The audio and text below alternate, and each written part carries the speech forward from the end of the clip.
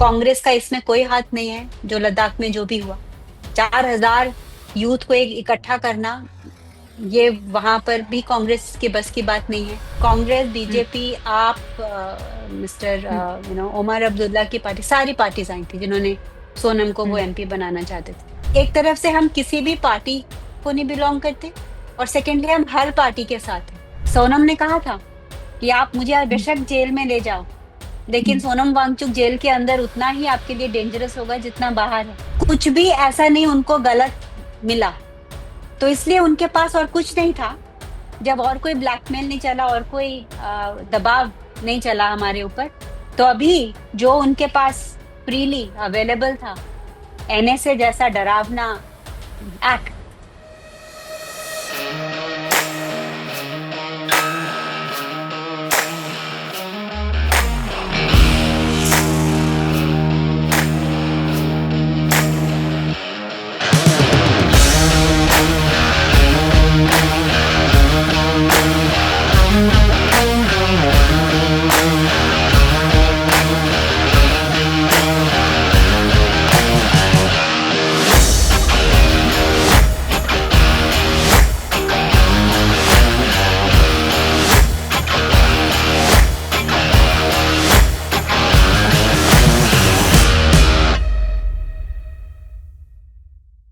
Supreme court में जो doctor Sonam Wangchuck का जो केस है वो चल रहा है, उसकी तारीख जो है अब 14 अक्टूबर को है, जब उनकी जो पत्नी है उन्होंने एक पिटिशन फाइल की थी हेबियस कॉर्पस की, उसके मुतालिक जो है वो सुनवाई होनी है। हमारे साथ खुद डॉक्टर गीतांजलि जे आंगमो है, जो फाउंडर है और साथ में सीईओ भी है HIAL की। Thank you so much ma'am Jansatta से बात करने के लिए। सबसे पहले तो हम आपसे यही जानना चाहेंगे, नमस्कार। आप मिलकर आई जोधपुर में 2 बार वांगचुक साहब से, तो अभी कैसे हैं वो, और क्या कर क्या रहे हैं, कुछ लिख रहे हैं अपने बारे में, क्या कर रहे हैं? काफी मुझे तो वीक लग रहे थे। हम्म। जेल के अधिकारी कह रहे हैं कि वो उनका ध्यान तो रख रहे हैं, लेकिन हम्म। वो अ, उसके पहले 15 दिन अनशन पे थे, सिर्फ पानी और नमक पी के। तो काफी वीक तो थे ही, लेकिन वो बहुत बहादुर हैं, और बहुत उनके हौसले हमेशा बुलंद रहते हैं। तो उस तरह से तो वो मतलब ठीक थे। लेकिन 15 दिन के अनशन के बाद तो किसी को अच्छे से घर में होना चाहिए उनकी देखरेख के लिए, हम्म। जेल में नहीं होना चाहिए, स्पेशली जब किसी ने कोई एनएसए वाला काम किया ही ना हो और काम उसके विपरीत किया हो। देश को गर्व दिलाने का काम, देश के सैनिकों के लिए शेल्टर्स बनाने का काम, बहुत सारे इनोवेशंस के द्वारा भारत का पूरे विश्व में नाम रोशन करने का काम। तो ऐसे इंसान को तो कोई, जिसका दिमाग नहीं होगा या जिसका दिल नहीं होगा, यही दो व्यक्ति सोनम को एनएसए के तहत अंदर रख सकते हैं। जिसका हम्म। थोड़ा भी जमीर होगा, कॉन्शियंस होगा, और थोड़ी भी कॉमन सेंस होगी, वो सोनम की जिंदगी से देख सकेंगे कि उन्होंने कैसे हमेशा से ही युवाओं के लिए काम किया है, देश का गौरव बढ़ाने का काम किया है, और हमेशा ग्रास रूट लेवल पे इनोवेशन करने का काम किया है। तो वो तो बहुत ही अनजस्ट है उस तरीके से, जहां भी है। लेकिन हम इससे लड़ेंगे, इस स्थिति से, और इससे उभरेंगे। और तब तक के लिए तो उनके भी हौसले बुलंद हैं, और मेरे भी, और पूरे लद्दाख के भी, और उनके साथ खड़े हर भारतीय के, लद्दाख की एपेक्स बॉडी और केजीए के, सबके सबके, क्योंकि हमें पता है कि फाइनली सत्यमेव जयते ही होता है। स्पेशली भारत जैसे सभ्यता में, जहां पर ये हमारा मेन फाउंडेशन और पिलर है, हम्म। सच्चिदानंदा। तो तो सत्यमेव जयते को तो होना ही है आप जब उनसे ये। मिलकर आई तो आपने डिटेंशन ऑर्डर्स के बारे में डिस्कस जरूर किया होगा, तो कुछ ग्राउंड्स आप एक्सप्लेन कर सकती हैं, क्योंकि मैंने कुछ आपके ट्वीट्स देखे थे जिसमें आपने जिक्र किया है नेपाली जो एजिटेशन का और साथ में अरब स्प्रिंग का, और आपने बोला था कि ऐसे शब्द जो हैं वो डिटेंशन ऑर्डर में इस्तेमाल किए गए हैं। आपको पहले भी कह चुकी हूँ कि 1 साल से सोनम का जो डेफेमेशन था, और हम्म। सोनम का कैरेक्टर असैसिनेशन था, ये हम्म। काम शुरू हो चुका था गवर्नमेंट के जो आईटी सेल्स थे। मैंने अपने ट्वीट में एक जजमेंट और एक वीडियो भी शेयर किया था। जो हम्म। पंकज प्रसून थे, एक जर्नलिस्ट, जिन्होंने सोनम को चाइनीज एजेंट कहा था, हमने और आईएसआई एजेंट कहा था, और फॉरेन फंडिंग का जिन्होंने आरोप लगाया था, तो हमने उनके विरुद्ध एक डिफेमेशन केस किया था लद्दाख में, और हम्म। जिसमें वो हार गए थे। और उन्होंने पब्लिक अपॉलॉजी की थी की थी। हम्म। कि कि ये मैंने गलत किया और ऐसा बिल्कुल नहीं था। और कुछ राइट विंग जर्नलिस्ट, हम्म। वो उन्होंने ये कहा था अपने वीडियो में कि कुछ राइट विंग जर्नलिस्ट हमें मजबूर करते हैं कि आप ये पब्लिश करो। तो ऑलरेडी हम ये सब कोर्ट में जीत चुके हैं, हरा के पंकज प्रसून को। तो जो हम्म। नैरेटिव्स वो पहले चाइनीज एजेंट और पाकिस्तान के थे, वो तो कोर्ट में भी हार चुके हैं और सोशली भी वो हार चुके हैं, क्योंकि जो इंसान चाइना के विरुद्ध अभियान करता है कि चाइनीज गुड ना खरीदो, वो कभी चाइनीज एजेंट नहीं हो सकता। जो इंसान भारतीय सेना के लिए घर बनाता है, वो कभी पाकिस्तान के एजेंट नहीं हो सकता। तो वो सब तो अभी लोगों को समझ लग गया है। हम्म। लेकिन उसके बाद फिर दूसरे तरह की विच हंटिंग जो शुरू हुई, जैसे जो सीबीआई ने आके कहा कि आपने एफसीआरए वायलेट किया है, वो भी हमने अप्रूव कर दिया कि एफसीआरए डोनेशन के लिए चाहिए होता है। हमने जो किया वो एक्सपोर्ट ऑफ सर्विसेज था। हमने जैसे इनकम थी, जैसे किसी को कोई ऑर्डर मिले फॉरेन से और वो ऑर्डर को हम्म। निभाए, उसके लिए एफसीआरए नहीं चाहिए होता है। तो हमने इनवॉयस, अपने एमओयू, सर्विस एग्रीमेंट्स, और जो हमने रिपोर्ट्स दी हैं सब सीबीआई को दी, तो सीबीआई को उसमें भी कुछ नहीं मिला। नजर आया। हम्म। हाँ, और सेक्मॉल जिसका एफसीआरए ऑलरेडी था, उन्होंने बहुत ही बेहुदा कारण से उसको कैंसिल कर दिया। जो कि फूड सॉवरेंटी के लिए जो फंड्स आए थे, उसको उन्होंने नेशनल सॉवरेंटी मिसरीड किया है, मिस इंटरप्रेट किया है। तो वो भी अब सबको पता चल गया। फिर कुछ भी नहीं जब निकला, तो फिर सोनम, क्योंकि वो 6 शेड्यूल के लिए लड़ रहे हैं और लद्दाख को स्टेटहुड देने के लिए लड़ रहे हैं, ताकि वो डेमोक्रेटिक हो। अभी कुछ एक लेफ्टिनेंट गवर्नर और कुछ कमिश्नर दिल्ली से आते हैं, जो कि सारे वहां डिसीजंस लेते हैं। उनको वहां का कुछ पता नहीं होता। अब मैं वहां, मुझे गए 8 से 10 साल हो गए, मुझे अभी थोड़ा बहुत वहां समझ आना शुरू हुआ है। तो ये लोग 5 सालों में 3 गवर्नर चेंज हो चुके हैं। तो 1.5 साल में कोई गवर्नर आके क्या डिसीजन लेगा? तो बस लोगों का ये जो मांग है कि वहां पर जो डेवलपमेंट हो, जो लैंड यूज हो, वो लोगों की सहमति के साथ हो, लोगों की रिप्रेजेंटेशन के साथ हो, तो ये शायद गवर्नमेंट को नहीं पसंद है। क्योंकि हम्म। हमें पता है बाकी के स्टेट्स में क्या हो रहा है, बिहार वगैरह में 1 रुपए में हजारों एकर्स लीज पे दिए जा रहे हैं, अब बिक रहे हैं। तो शायद यहाँ पर भी जो रेयर अर्थ है उसकी माइनिंग वो करना चाहते हैं, या फोटोवोल्टिक्स लगाना चाहते हैं। उद्योगपतियों को वो सॉप्स देना चाहते हैं, मतलब वहां का लैंड या जो भी है, इसी कारण से हम्म। वो नहीं देना चाहते। तो वो सोनम वो आवाज थे। लेकिन सोनम अकेले नहीं थे, हर लद्दाखी के ये दिल की आवाज है। ये केडीए और एपेक्स बॉडी एक साथ इसके लिए लड़ रही है। सोनम सिर्फ एक फेस थे इस मूवमेंट का, एक रिप्रेजेंटेटिव थे, आवाज थे। तो उस आवाज को बंद करने के लिए उन्होंने 4 सालों से हमारे साथ बहुत नाइंसाफियां की हैं। कभी हमारा एफसीआर रजिस्ट्रेशन रोक के, कभी हमारा यूजीसी रजिस्ट्रेशन रोक के, कभी हमारे ऊपर अलग अलग तरह के आरोप लगा के। पर जब कुछ नहीं निकला, क्योंकि हमारी कंपनीज में, ऑर्गेनाइजेशन में जो है, सेक्शन 8 कंपनी है, नॉट फॉर प्रॉफिट है, तो हर ट्रांजैक्शन जो है ऑनलाइन होता है या बाय चेक होता है। 99.9%, कुछ भी कैश के ट्रांजैक्शन नहीं होते। और हर चीज हम प्रॉपरली फाइल करते हैं आईटी डिपार्टमेंट के साथ। तो कुछ भी ऐसा नहीं उनको गलत मिला। तो इसलिए उनके पास और कुछ नहीं था। जब और कोई ब्लैकमेल नहीं चला और कोई दबाव नहीं चला हमारे ऊपर, तो अभी जो उनके पास फ्रीली अवेलेबल था, एनएसए जैसा डरावना एक्ट, जो कि टेररिस्ट और स्मगलर्स के लिए यूज होता है, वो आप एक देशभक्त और एक देश के ग्रास रूट्स पे काम करने वाले के ऊपर जब लगाओगे। तो सोनम ने कहा था कि आप मुझे बेशक जेल में ले जाओ, लेकिन सोनम वांगचुक जेल के अंदर उतना ही आपके लिए डेंजरस होगा जितना बाहर है।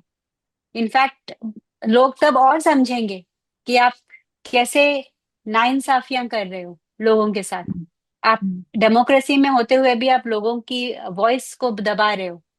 तो उन्होंने ये प्रेडिक्ट किया था कि शायद मुझे पीएसए या एनएसए के अंतर्गत ले जाएंगे, तो वैसा ही हुआ। तो ये सब जो है पिछले बहुत सालों से चल रहा है, और ये एक नैरेटिव उनको डिफेम करने का, हयाल को डिफेम करने का एक स्मोक स्क्रीन बनाया जा रहा था, ताकि उस स्मोक स्क्रीन में फिर सब कुछ ही लोगों को गलत दिखे। और बहुत सारे लोग होते हैं जो इन्फ्लुएंस हो जाते हैं, और हो भी रहे हैं। पर मैं उन सब के लिए बहुत शुक्रगुजार हूँ, चाहे वो मीडिया हो, चाहे वो सिविल सोसाइटीज हो, चाहे वो अलग अलग कॉर्नर्स में लोग हों, चाहे वो आर्मी के जनरल्स हों, चाहे वो बड़े बड़े पॉलिटिशियंस या मीडिया हाउसेस हों। सबने सोनम का समर्थन किया है, और सबने लोगों के सामने ये रखने की कोशिश की है कि कैसे ये एक नॉन डेमोक्रेटिक साइलेंस हम्म। करने का तरीका है। अगर आप हम्म। किसी को खरीद नहीं सकते हो तो अभी आप उसको डराओ, ताकि वो अपनी बात ना बोल सके। तो डिसेंट या साइलेंस करने का एक तरीका है, और इसमें डिसेंट की भी कोई बात नहीं है, क्योंकि सोनम कुछ अलग नहीं मांग रहे हैं। जो बीजेपी का मैनिफेस्टो में नंबर 1 नंबर 3 पॉइंट थे एमपी इलेक्शन और हिल काउंसिल में, जिसकी वजह से वो जीते, उसी को नहीं आप कर रहे हो। जैसे आपने किसी को चेक दिया और वो बाउंस हो गया, तो आपको कहना चाहिए ना कि वो मेरा चेक बाउंस हुआ। तो गवर्नमेंट को कहना चाहिए कि क्यों हम नहीं दे रहे हैं। सोनम को नहीं या लोगों को नहीं पूछने की जरूरत होनी चाहिए। बिल्कुल हाँ, बिल्कुल, हाँ, इंस्टेड आप ऑफ किसी को एक्सप्लेन। जेल में बंद बंद कर रहे हो ताकि उसकी आवाज ना पहुंचे। आप वहां इंटरनेट शट डाउन कर रहे हो ताकि हम अपनी बात मीडिया तक ना पहुंचा सकें, बाहर की दुनिया को कुछ पता ना चले। आप हमारे इंस्टीट्यूट के बाहर सीआरपीएफ रख रहे हो ताकि मीडिया हमें ना मिलने आ सके, मुझे नहीं मिलने आ सके। जैसे ही मैं दिल्ली पहुंची, वो सीआरपीएफ भी हमारे इंस्टीट्यूट से बाहर चला गया। तो ये तो कोई तरीका नहीं है ना डेमोक्रेसी का, जहां आप, हम्म। डेमोक्रेसी तो डायलॉग डिबेट डिस्कशन से होती है, किसी को पकड़ के जेल में बंद करने से नहीं होती। जहां तक लद्दाख का सवाल है, वहां पे अब इंटरनेट बहाल कर दिया गया है। हमने देखा था कि जो बैकडोर चैनल टॉक्स हैं वो लद्दाखी लीडर्स के साथ, सिविल सोसाइटी के साथ हुए, और लेफ्टिनेंट गवर्नर साहब के साथ हुए, ट्वीट्स भी हुए। तो डू यू थिंक कि जो सिचुएशन है वो वहां पे बेटर हो रही है अब? बिकॉज मैं इसलिए पूछ हाँ, रही हूँ क्योंकि आपके काफी लोग वहां पर हैं। फर्स्ट ऑफ ऑल तो सिचुएशन बिगाड़ने वाला कोई कारण नहीं था। हम्म। अभी अगर इंटरनेट रेस्टोर भी हो रहा है तो कुछ बड़ी बात नहीं है, क्योंकि ये इस लेवल पे जाने से ही रोका जा सकता था। ये तो हम्म। एडमिनिस्ट्रेशन का सरासर उनका फेलियर है कि ये जो भी सिचुएशन हुआ, जो वायलेंस आउट ऑफ कंट्रोल हुआ, जो कि हम्म। सीआरपीएफ ने गोलियां चलाई, टीयर गैस चलाया, जिससे एस्केलेट हुआ। तो फर्स्ट ऑफ ऑल ये तो होना ही नहीं चाहिए था। और सेकेंडली, अच्छी बात है कि इंटरनेट रेस्टोर हुआ है। फर्स्ट ऑफ ऑल तो इंटरनेट जैम ही नहीं होना चाहिए था, हम्म। क्योंकि अगर आप सही कर रहे हो तो पूरे दुनिया को बताने में हिम्मत होनी चाहिए। और लेकिन जस्ट इंटरनेट रेस्टोर करना नॉर्मलसी को नहीं दर्शाता है। लद्दाख बहुत ही पीसफुल और पेट्रियाटिक और अच्छी जगह थी, लेकिन आज भी वहां डर का माहौल बना हुआ है। अभी भी लोगों को है कि पता नहीं किसको पकड़ के ले जाएंगे। इतने सारे यूथ को अंदर किया हुआ है, उनको पहले छोड़ना चाहिए। उसके बाद जो 4 इनोसेंट यूथ की डेथ हुई है सीआरपीएफ का, उनका उनको एक्सप्लेनेशन देना चाहिए, उस पर इंक्वायरी होनी चाहिए। फिर सोनम को रिलीज करना चाहिए। तो लद्दाख के लोगों का, एपेक्स बॉडी का और केडीए का, तीनों का ये एक साथ का डिसीजन है कि जब तक ये सारी चीजें नॉर्मलाइज नहीं होती, इसमें इंक्वायरी नहीं होती, सोनम का अनकंडीशनल रिलीज नहीं होता, तब तक हम्म। ये टॉक्स आगे नहीं बढ़ेंगे। क्योंकि आप हम्म। अनजस्ट ग्राउंड पे और आप गन पॉइंट पे टॉक्स नहीं कर सकते हो। तो बिल्कुल। इसमें सारा लद्दाख एक साथ है। कल सुप्रीम कोर्ट में हियरिंग है, तो आपकी क्या अपेक्षा है सुप्रीम कोर्ट से? आप लोग जो है मिलने जाएंगे, और क्या सामने रखना चाहेंगे सुप्रीम कोर्ट के कि आपको जल्द से जल्द जो है कुछ रिलीफ मिले? तो ये क्योंकि मैटर अभी सब जुडिस है, तो इसका हम्म। मैं आंसर आपको कल हियरिंग के बाद दूंगी। हम्म। लेकिन मैं इतना बस कहना चाहूंगी कि जो डिटेंशन ऑर्डर में एलिगेशंस हैं, हम्म। वो बहुत ही बेबुनियादी हैं और हम्म। बिल्कुल ही फॉल्स हैं। वहां सोनम वांगचुक के वीडियोस को आउट ऑफ कॉन्टेक्स्ट लेके कुछ भी एलिगेशंस बनाई हुई हैं। अगर हम्म। सोनम कहते हैं कि हमें अरब स्प्रिंग जैसा नहीं बनना है और हमें प्रोटेस्ट करने हैं पीसफुली, तो वो सब भूल के वो अरब स्प्रिंग की बात कर रहे हैं। अगर सोनम कह रहे हैं कि अगर लद्दाख को उनकी मांगे नहीं पूरी की गई, कर तो वहां के जो लोगों का जो पेट्रियटिज्म है, जो आर्मी है जो इतनी शिद्दत से हर काम कर रहे। मुश्किल में काम करती है, तो उनको डिमोटिवेट होगा। तो आप कह रहे हो कि सोनम उनको डिमोटिवेट करने की कोशिश कर रहे हैं। मतलब हम्म। ये तो लॉजिकल फैलेसी हो गई ना, कि प्रिडिक्शन हम्म। को आप कॉज नहीं बता सकते हो। तो ऐसे ही एलिगेशंस हैं जिसमें कि कोई बहुत ही बेबुनियादी है, उसमें कोई वजह नहीं है।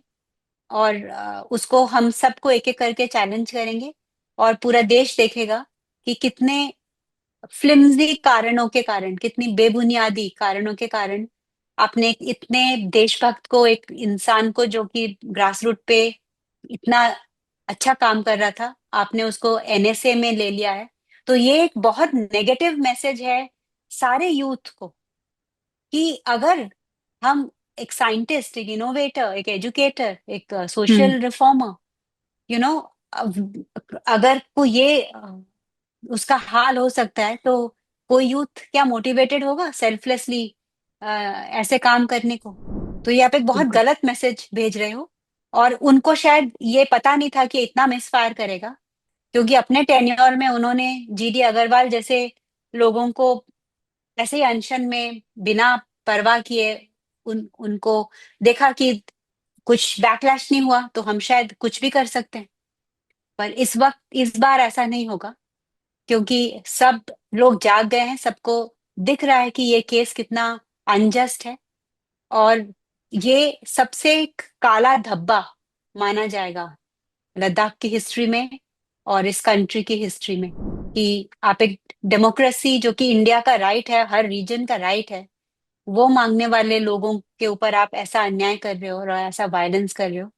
तो it is a black letter ma'am, incident. जो वहाँ के एलजी हैं और साथ में जो एडमिनिस्ट्रेशन है, जिस तरह से उन्होंने एक प्रेस रिलीज भी होम मिनिस्ट्री ने निकाली थी, उसमें तो ऐसा लग रहा था कि जैसे ये सारे के सारे प्रोटेस्ट जो हैं वो कांग्रेस द्वारा इंस्टिगेट किए गए हैं। और इसको, इस बिलीफ को और ज्यादा बल तब मिला जब मिस्टर कपिल सिब्बल और साथ में मिस्टर तनखा आपको रिप्रेजेंट करने लगे। तो आप इसके ऊपर कुछ बताना चाहेंगे हमारे दर्शकों को, इसके ऊपर कुछ क्लैरिफिकेशन देना चाहेंगी? सोनम और मैं और हयाल और सब, मैंने हमेशा से मेंटेन किया है कि हम हमेशा से ही ए पॉलिटिकल रहे हैं। हम इशू बेस्ड हैं, हम हम्म। देश के साथ हैं, सच के साथ हैं। जो भी पार्टी देश का हित करेगी हम उसको सपोर्ट करेंगे।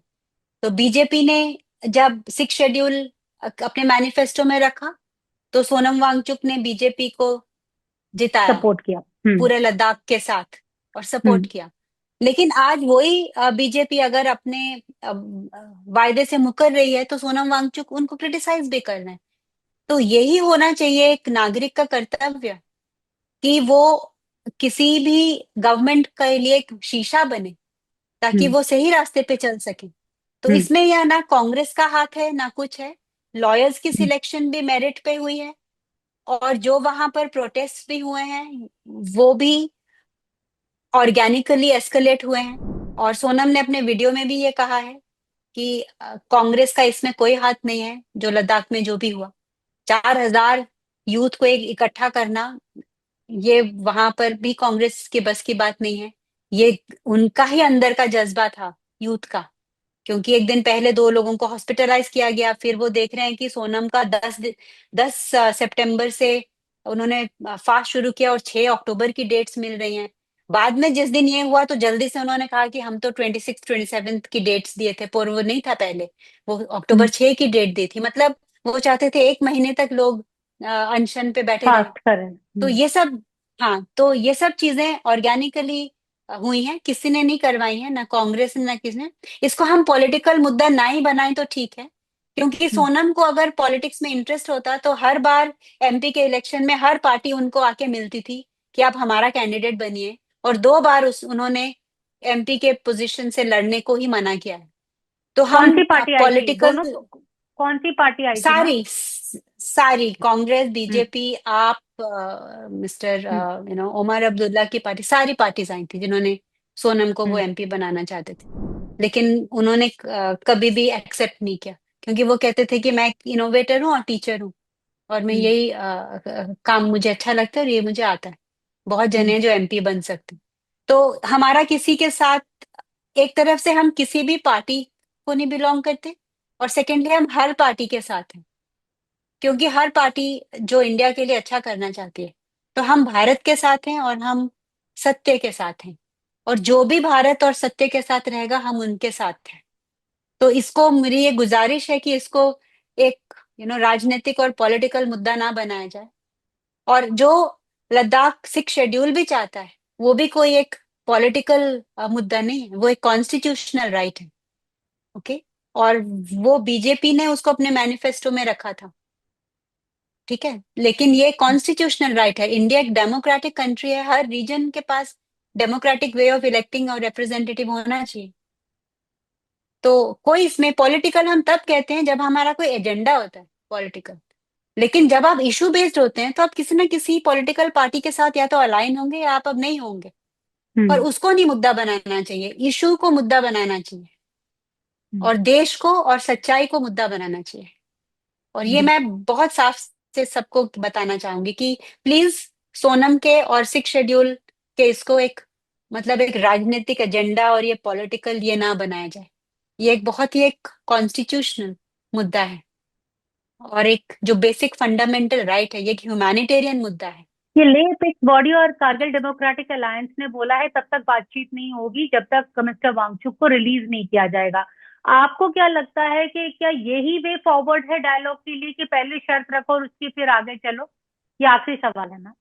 हम सोनम, केडीए और एपेक्स की आवाज है, और उनकी लीडरशिप में वो उनके संयोग के साथ, उनके साथ, उनके परामर्श के साथ वो चलते हैं। तो हमें पूरा कॉन्फिडेंस है कि जो भी डिसीजन एपेक्स बॉडी और केडीए लेती है वो लद्दाख के लिए और हर एक के हित में है। तो अगर उन्होंने ये डिसीजन लिया है कि सोनम के रिलीज के बाद ही, और जो 4 लोगों की हत्या हुई है उसके इंक्वायरी के बाद ये किया जाए, तो हम उसको सपोर्ट करते हैं, उसको रिस्पेक्ट करते हैं, क्योंकि उसमें विजडम है। और गन पॉइंट पे कोई डिस्कशन नहीं हो सकती, अनजस्ट ग्राउंड्स पे कुछ डिस्कशन नहीं हो सकती। जब वापस पूरी तरह से नॉर्मल सी आएगी तभी ये डिस्कशन बातचीत आगे आगे जाएगी। चलेगी। शुक्रिया मैम, जनसत्ता से बात करने के लिए। अब सबकी नजर जो है वो सुप्रीम कोर्ट पर है, यानी 14 अक्टूबर को है जब सुप्रीम कोर्ट में ये मैटर लिस्टेड है। शुक्रिया मैम। Thank you.